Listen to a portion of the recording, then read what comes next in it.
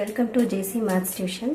இப்போ நம்ம இதில் example 1.6 12th business math example chapter 1 example 1.6ல sum find the rank of the matrix அப்படின்னு A matrix ஒன்று கொடுத்துருக்காங்க 1 2 3 2 3 4 3 5 7. இதில் ஃபர்ஸ்ட் ஸ்டெப் என்ன பண்ணுவோம்னா let A is equal to அப்படின்னு சொல்லிட்டு given matrix-ஐ நம்ம அப்படியே காப்பி பண்ணிக்கலாம். given matrix அப்படியே எழுதிக்கலாம். நம்ம இப்போ இதில் என்ன கேட்டிருக்காங்கன்னா find the rank of the matrix. நம்ம இதுக்கு முன்னாடி எப்படி பார்த்துருப்போம்னா டிட்டர்மினன்ட் எடுத்துட்டு அதோட வேல்யூ 0 வருதா இல்லை நான் ஈக்குவல் டு 0 வருதா அப்படிங்கிறத பொறுத்து நம்ம ஆன்சர் எழுதுறோம். பட் இது நம்ம என்ன பண்ண போறோம்னா எலிமெண்ட்ரி டிரான்ஸ்ஃபர்மேஷன் மெத்தடில் இதை பண்ண போகிறோம். இது ரொம்ப கம்பேரிட்டிவ்லி இது ஈஸியான மெத்தட் தான். பட் பை ப்ராக்டிஸ் இது கொஞ்சம் ஈஸியாகிடும். அதுவும் ஈஸி மெத்தட் தான். பட் இது 5 மார்க் கொஷின்ஸ் எல்லாம் நீங்கள் அட்டன் பண்ணும்போது அது பெரிய லாங் ப்ராசஸாக வரும். பட் இது கொஞ்சம் சிம்பிளாகவே முடிஞ்சிடும். இதுக்கு நமக்கு ஃபஸ்ட்டு என்ன தெரியணும்னா எலிமெண்ட்ரி டிரான்ஸ்ஃபர்மேஷன் ஆஃப் மெத்தட்னா என்ன, அதில் எப்படியெல்லாம் என்னென்ன கண்டிஷன்ஸ் இருக்குது அப்படிங்கிறது நமக்கு ஃபஸ்ட்டு தெரியணும்.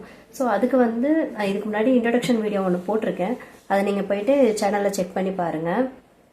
இப்போ ஒரு சின்ன ரீகேப் கொடுத்துட்றேன். அதில்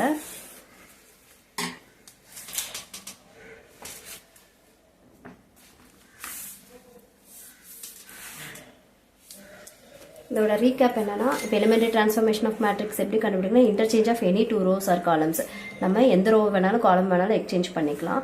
அப்புறம் multiplication of any scalar value, non zero scalar என்னன்னா ஜீரோவோட மல்டிப்ளானா நமக்கு அந்த ஸ்கேலர் 0 ஆயிடும். ஸோ அதனால நம்ம 0 தவிர மற்ற எந்த வேல்யூ கூட எந்த ரோவை வேணாலும் எந்த காலத்தை வேணாலும் நம்ம மல்டிபிள் பண்ணிக்கலாம். நெக்ஸ்ட் அடிஷன் பண்ணிக்கலாம். அடிஷன் பண்ணிடுறது இதில் அலோடு. அடிஷன் அதாவது நம்ம ஒரு ஸ்கேலரோட மல்டிபிள் பண்ணிட்டு அதுக்கப்புறம் அடிஷன் பண்ணிக்கலாம். இந்த மூணையும் வச்சு தான் நம்ம இந்த 3 கண்டிஷன் தான் மெயினாக எலிமெண்ட்ரி டிரான்ஸ்ஃபர்மேஷனில் நம்ம யூஸ் பண்ண போகிறோம். அதே மாதிரி ரேங்க் கண்டுபிடிக்கிறதுக்கு ரொம்ப முக்கியம் ஈக்குவலன் ஃபார்மாக நம்ம மாற்றணும். இந்த ஈக்குவலன் ஃபார்மாக நம்ம மாற்றிட்டோம் அப்படின்னா நம்மளோட ரேங்க் என்ன நம்ம ஈஸியாக கண்டுபிடிச்சிடலாம். ஈக்குவலன் மேட்ரிக்ஸை நம்ம இந்த மாதிரி டினோட் பண்ணுவோம். ஸோ இதான் ஸ்மால் ரீகேப்பு. இப்போது ஃபஸ்ட்டு நம்ம ரேங்க் ஆஃப் த மேட்ரிக்ஸ் கண்டுபிடிக்கணும்னா நம்ம ஆர்டர் ஆஃப் த மேட்ரிக்ஸ் என்னன்னு நமக்கு தெரியணும். ஆர்டர் ஆஃப் த மேட்ரிக்ஸ் நமக்கு தெரியும் number of rows into number of columns. So first step order of the matrix. நம்ம இதுக்கு முன்னாடி டிட்டர்மினன்ட் மெத்தடில் எப்படி பார்த்தோமோ அதே மாதிரி தான். இது 3x3 மேட்ரிக்ஸ்ன்னு சொல்லி நமக்கு தெரியும். ஸோ 3x3 மேட்ரிக்ஸில் மினிமம் வேல்யூ என்னது 3 தான். ஸோ ரோ ஆஃப் ஏ அப்படிங்கிறது rank of matrix less than or equal to 3 இருக்கும். அதாவது 3 இருக்கலாம் இல்லை அதை விட கம்மியாக இருக்கலாம். இதுதான் அதோட ரூல். ஸோ நம்ம அதை இதுக்கு முன்னாடி டிட்டர்மினன்ட் மெத்தடில் கண்டுபிடிச்சிருப்போம். இப்போ எலிமெண்ட்ரி டிரான்ஸ்ஃபர்மேஷன் மெத்தட் எப்படி கண்டுபிடிக்கலாம்னு சொல்கிறேன். இந்த ஏவை நம்ம அப்படியே எழுதிக்கலாம். 1 2 3 2 3 4 3 5 7. இதுக்கு நீங்கள் இந்த ரஃப் ஒர்க் ரொம்ப தெளிவாக பண்ணணும். ரஃப் ஒர்க் ரொம்ப இம்பார்ட்டன்ட். அதை கொஞ்சம் நீட்டாக ப்ரெசென்ட் பண்ணால் நல்லாயிருக்கும். இப்போ என்ன பண்ண போகிறோன்னா இந்த ஏ மேட்ரிக்ஸில் இதுதான் நம்மளோட இன்ட்ரடியூசர் எலிமெண்ட். நம்ம ஈக்குவலான் ஃபார்முக்கு நம்ம இதை மாற்றணும். ஈக்குவலான் ஃபார்ம் அப்படிங்கிறது என்னென்னா நம்ம இதை 0 ஆக்கணும். அதாவது இந்த இன்ட்ரடியூஸ் எலிமெண்ட்டுக்கு இதை 0 ஆக்கணும். அதுக்கப்புறமா இந்த ரெண்டையும் 0 ஆக்கணும். அதாவது இந்த எல் ஷேப்பில் நம்ம இதை 0 ஆக்கணும். இந்த 3 எலிமெண்ட்டும் நம்ம 0 ஆக்கணும். அப்படி வந்துருச்சுன்னா நம்ம ஈக்குவலான் ஃபார்முக்கு மாற்றிட்டோன்னு அர்த்தம். மேக்ஸிமம் மேலே 1 இருந்தால் நமக்கு சம் ரொம்ப ஈஸியாக முடிஞ்சிடும்.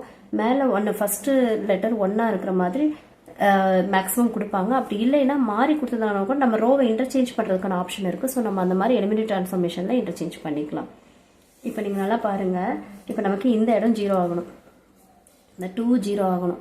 ஸோ நம்ம எதை சேஞ்ச் பண்ணணும்னா இந்த R2வில் சேஞ்ச் பண்ண போகிறோம். இது ரோ 1 ரோ 2 ரோ 3 இல்லையா. இப்போ இதில் நம்ம R2வை சேஞ்ச் பண்ணணும். R2வை சேஞ்ச் பண்ணுறோங்கிறதுனால நம்ம இதோட கண்டிஷன் எப்படி எழுதலாம்னா R2 நம்ம எதில் ஃபங்க்ஷன் பண்ணுறோமோ அதை எழுதிக்கணும். R2 என்ன ஆகுது, சேஞ்ச் ஆகுது. எப்படி சேஞ்ச் ஆகுதுன்னா உங்களுக்கு இங்கே 2 இருக்குது, இங்கே 0 ஆகணும். அப்படின்னா இங்கே +2 இருக்குது. ஸோ இங்கே -2 வந்தால் 0 ஆகுமா.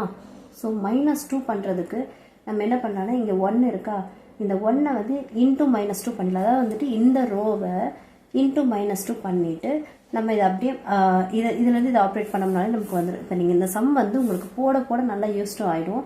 பாருங்கள், இப்போ நீங்கள் R2வில் தான் நீங்கள் வேல்யூ போடணும். எங்கே சேஞ்ச் பண்ணுறீங்களோ அதை தான் ஃபஸ்ட்டு வேல்யூவாக எழுதணும். So R2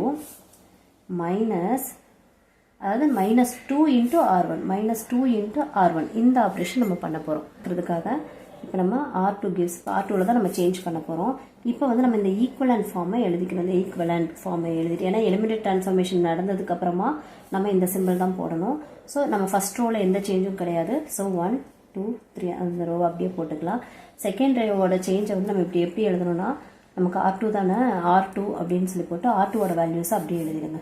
2 3 4 R2 minus 2R1, அதாவது 2R1 நம்ம இப்போ போடணும். 2R1 அதாவது 2 into minus 2 into R1, sorry minus 2 into R1 minus 2R1. அப்போ minus 2 into 1 minus 2 minus 2 into 2 minus 4 minus 2 into 3 minus 6. நம்ம இப்போ which gives R2. இப்போ நம்ம இதை பாருங்கள், இது வந்து உங்களுக்கு 0 ஆகிடும். 3 minus 4 minus 1 ஆகிடும். 4 minus 6 minus 2 ஆகிடும். இப்போ நம்ம இதுதான் நம்மளோட R2. R2 இது நம்ம முடிச்சிட்டோமா. இப்போ அந்த 0 minus 1 minus 2.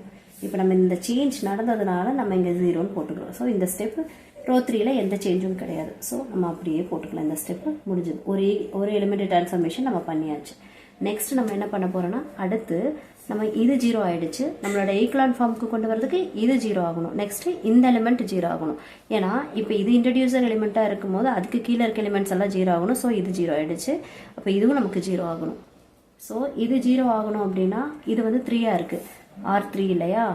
அப்போ R3 which gives R3 வந்து என்ன பண்ணணும், 0 ஆகணும்னா R1, அதாவது R3 மைனஸ், இப்போ என்ன பண்ணலாம், இது 1ன்னு இருக்கிறது ஏன் இப்போ யூஸ்ஃபுல்லாக இருக்குன்னு நான் சொல்கிறேன் பாருங்கள். இப்போ 3 into R1 minus 3 into R1, இங்கே வந்து +3 இருக்குது, நமக்கு -3 வந்தால் இங்கே 0 ஆகிடும். So -3 into R1. இப்போ நமக்கு இந்த ஒரு எலிமெண்ட், இந்த இடம் 0 ஆகிறத பற்றி மட்டும் தான் யோசிக்கணும். இது மற்ற எலிமெண்ட்டை பற்றி நம்ம யோசிக்கக்கூடாது. மற்றதில் நமக்கு என்ன ஆன்சர் வருதோ அதை அப்படியே நம்ம போட்டுற போகிறோம். இப்போ நம்ம என்ன எழுதணும், R3 எழுதிக்கலாம். R3 என்ன இருக்குது, 3 5 7. நம்மளோட -3R1 -3R1 -3 into R1. 3 into R1 என்னது, 3 into 1 3 minus 3 into 3 3 3 into 2 6. So -6. அடுத்து நெக்ஸ்ட் என்ன இருக்குது, 3 into 3 9 -9. இப்போ நீங்கள் இதை சால்வ் பண்ணிங்கன்னா 0 5 minus 6 minus 1 ஆகிடும். 7 minus 9 8 9 minus 2 ஆகிடும். ஸோ இதுதான் நம்மளோட R3. இப்போ நம்ம மறுபடியும் இந்த எலிமெண்ட் டிரான்ஸ்ஃபார்மேஷன் நடந்ததுக்கப்புறமா ஈக்குவலன் அந்த சிம்பிள் போட்டுக்கணும். ஃபர்ஸ்ட் ரோவில் எந்த சேஞ்சும் கிடையாது. செகண்ட் ரோ நம்ம ஆல்ரெடி சேஞ்ச் பண்ணிட்டோம். தேர்ட் ரோவில் வந்துட்டு இந்த 0 -1 -2 இந்த ஆன்சர் தான் நம்ம போடணும். நம்ம நெக்ஸ்ட்டு என்ன பண்ணோன்னா, நெக்ஸ்ட்டு வந்து இப்போ இந்த ரெண்டும் 0 ஆகிடுச்சு. நமக்கு ஈக்குவலான் ஃபார்முக்கு கொண்டு வரதுக்கு இந்த டேர்ம் வந்து 0 ஆகணும். நீங்கள் நல்லா புரிஞ்சுக்கோங்க, இந்த ரெண்டு டேர்மும் 0 ஆகிறதுக்கு நம்ம இந்த ஃபர்ஸ்ட் ரோவை யூஸ் பண்ணலாம். பட் இந்த டேர்மை 0 பண்ணுறதுக்கு, அதாவது தேர்ட் ரோவை 0 பண்ணுறதுக்கு இந்த ஃபர்ஸ்ட் டேர்மை யூஸ் பண்ணக்கூடாது. நீங்கள் யூஸ் பண்ணிங்கன்னா உங்களுக்கு இது வேல்யூ ஆகிடும். ஸோ அப்போ மறுபடியும் பழைய எப்படி பண்ணுற மாதிரி ஆகிடும். ஸோ நம்ம அதனால் வந்துட்டு ஃபஸ்ட்டு இது யூஸ் பண்ணக்கூடாது. நம்ம இதை வந்து மாற்றணும்னா இதுக்கு மேலே இருக்க இந்த ரோவால் மட்டும்தான் மாற்ற முடியும். ஸோ நீங்கள் பாருங்கள், இங்கே -1 இருக்குது, நமக்கு இங்கே 0 ஆகணும். இங்கே 0 ஆகணும்னா நமக்கு இங்கே +1 இருந்தால் நமக்கு 0 ஆகிடும். பட் நம்ம இங்கே ரோ 2ல் என்ன இருக்குது, -1 இருக்குது. ஸோ நம்ம என்ன பண்ணலாம்னா இந்த ரோ ஃபுல்லாத்தையும் நம்ம -1ஆல் மல்டிபிள் பண்ணிடலாம். ஸோ இது -1ஆல் மல்டிபிள் ஆகும்போது இது என்ன ஆகும், இது +1 ஆகிடும் ஆட்டோமேட்டிக்காக. அப்போ இது ரெண்டும் கேன்சல் ஆகிட்டு 0 ஆகிடும். இப்போ நீங்கள் பாருங்கள், இதை நம்ம இப்போ இங்கே எங்கே ட்ரான்ஸ்ஃபார்மேஷன் பண்ண போகிறோம், ரோ 3ல். ஸோ ரோ 3ல் தான் நம்ம ட்ரான்ஸ்ஃபார்மேஷன் எங்கே ஆப்ரேஷன் சேஞ்ச் பண்ணுறோமோ அந்த இடத்துல அதை மட்டும் போடும், அந்த ரோ மட்டும் எழுதிக்கலாம். R3 ஃபஸ்ட்டு எப்பவுமே ரூல் இங்கே என்ன இருக்கோ அதான் ஃபஸ்ட்டு இங்கே வரணும். ஸோ R3 அடுத்தது என்ன பண்ணோன்னா, -1ஆல் நம்ம வந்து -1 into R2 1R2 மைனஸால் மல்டிபிள் பண்ணுறோம். ஸோ R3 அப்படியே நம்ம எழுதிக்கலாம். R3ல் என்ன இருக்குது, 0 -1 -2. இப்போ என்ன பண்ணுறோன்னா -1 R2 -1 into 0 0 ஆகிடுச்சு. -1 into -1 என்ன ஆகிடுச்சு, இங்கே +1 ஆகிடுச்சு. -1 into -2 minus plus 2 1s are 2. இப்போ என்ன ஆயிடுச்சு பாருங்கள், இது 0 ஆகிடுச்சு, இது 0 ஆகிடுச்சு, இதுவும் 0 ஆகிடுச்சு. ஸோ நமக்கு இது மட்டும் தான் 0 ஆகணும், பட் இதுவும் 0 ஆகிடுச்சு. பரவாயில்ல. இப்போ நம்ம என்ன பண்ண போகிறோம்னா 1 2 3 0 -1 -2, அதாவது இதெல்லாம் எந்த சேஞ்ச் இல்லை. நம்ம இப்போ எங்கே ஆப்ரேஷன் பண்ணியிருக்கோம், ரோ 3. அப்போ ரோ 3ல் என்ன சேஞ்ச் நடந்து என்ன ஆன்சர் கிடைத்திருக்கு, 0 0 0. இப்போது நம்ம முக்கியமாக ஒன்று தெரியும், நமக்கு ஒரு விஷயம் தெரியும், ரேங்க் ஆஃப் எ மேட்ரிக்ஸ் கண்டுபிடிக்கிறதுக்காக தான் நம்ம இந்த எலிமெண்டரி டிரான்ஸ்ஃபார்மேஷன் பண்ணணும். ஈக்லான் ஃபார்ம்ங்கிறது இப்படி வந்துட்டாலே முடிஞ்சது. ஈக்லான் ஃபார்ம் வந்துருச்சுன்னா நமக்கு ரேங்க், இதுக்கு மேலே நம்ம சம் ப்ரொசீட் பண்ணணும் அவசியம் கிடையாது. ஸோ நம்ம இப்போ என்ன பண்ண போகிறோம்னா ரேங்க் ஆஃப் மேட்ரிக்ஸ் வந்துட்டு எப்படி இருக்குன்னு சொல்லியிருக்கோம்னா less than or equal to 3 இருக்கும்னு சொல்லியிருக்கீங்க. Less than or equal to 3ன்னு சொல்லி நம்ம இங்கே கொடுத்துருக்கோம். So less than or equal to 3 maximum நம்ம வந்து ரேங்க் வந்து எப்போவுமே எதுக்கு வேல்யூனா நான் ஜீரோ வேல்யூஸ் தான் வந்து நம்ம ரேங்க் வந்து வேல்யூ பண்ணுவோம். ஸோ இது ஃபுல்லாகவே 0 ஆகிடுச்சு. ஸோ நம்ம இதை வந்து நம்ம டேர்மில் எடுக்கவே மாட்டோம். ஒரு 0 இருந்தால் அது பரவாயில்ல, பட் வந்து ஒரு எலிமெண்ட்டாவது இருக்கும். நான் ஜீரோ எலிமெண்ட்ஸ் இருக்கணும். நான் ஜீரோ எலிமெண்ட்ஸ் இருக்கிற ரோஸை நம்ம கணக்கில் எடுத்துக்கலாம். இப்போ இதில் வந்துட்டு எல்லாமே 0, ஸோ நம்ம இதை விட்டுறலாம். இப்போ நான் ஜீரோ எலிமெண்ட்னா இதில் 2 எலிமெண்ட் இருக்குது, இதில் 3 எலிமெண்ட் இருக்குது. ஸோ 1 2, அப்போ நம்ம இதோட ரேங்க் என்னன்னா 2. அவ்வளோதாங்க, முடிஞ்சுது. இப்போ ரேங்க் ஆஃப் மேட்ரிக்ஸ், இந்த மேட்ரிக்ஸோட rho of A is equal to 2. இதுதான் இதோட ஃபைனல் ஆன்சர். இது வந்து நம்ம டிட்டர்மினன்ட் மெத்தடு ஈஸி தான், பட் எலிமெண்டரி டிரான்ஸ்ஃபார்மேஷன் வந்து உங்களுக்கு இது பண்ண ரொம்ப ஈஸியாக இருக்கும். நீங்கள் இது நிறைய ப்ராக்டிஸ் பண்ணுங்கள். ப்ராக்டிஸ் பண்ண ரொம்ப ஈஸியாக இருக்கும். உங்களுக்கு இதில் ஏதாவது டவுட்ஸ் இருந்துச்சுன்னா கமெண்ட் செக்ஷனில் கேளுங்க. லைக் பண்ணுங்கள், ஷேர் பண்ணுங்கள், மறக்காமல் சப்ஸ்கிரைப் பண்ணுங்கள். 12th பிஸ்னஸ் மேத்ஸ் எல்லா சம்ஸுமே இதுக்கப்புறம் நாங்கள் லைனாக அப்லோட் பண்ண போகிறோம். ஸோ ஃபாலோ பண்ணுங்கள். தேங்க்யூ.